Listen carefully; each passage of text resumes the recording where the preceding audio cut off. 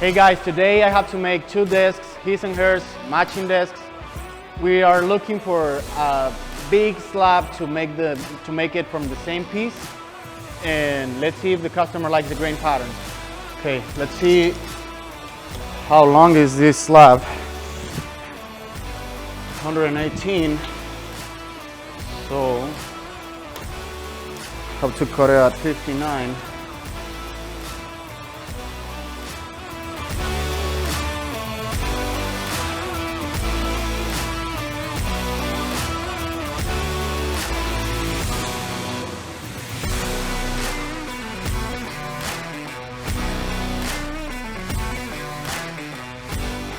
Now I'm gonna focus on the top. I need to do 2 more steps of sanding process, and then we're gonna apply the finish.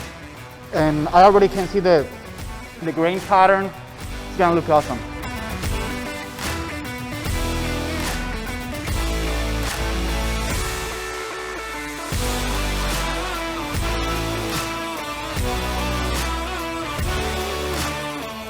Now what I'm gonna do, I'm gonna raise the grain. Doing that, I can get an idea of the color of the wood, how it's gonna look finished.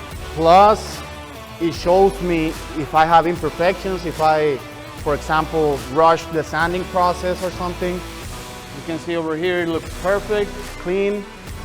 This is kind of the color that it's gonna get once I apply the finish. Plus, I like to do this before the last sanding step to achieve a better finish, more smooth. Looks really nice once I finish it. You're gonna see. We have to let it dry, and then I'm gonna make the last sanding step. So we're done with the raising the grain. It's already dry. Now I'm gonna make the last sanding step. I'm gonna do the same thing with the other piece, and then I'm gonna put the finish on both pieces at the same time so you can see how cool it's gonna look. This is gonna look so awesome. Has a really nice color, beautiful grain pattern. And the thing that I like the most is that it's gonna be 2 separate discs in the same room from that single piece that I cut. And the grain pattern is gonna continue, it's gonna flow, even though they're gonna be separate.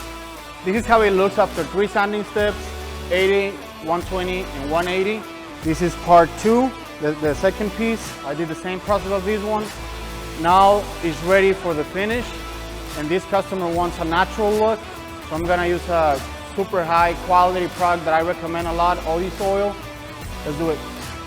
You have to stir it real well till we get this kind of texture, kind of like honey. A little bit goes a long way. So don't overdo it. If you have to apply more, you can always apply more.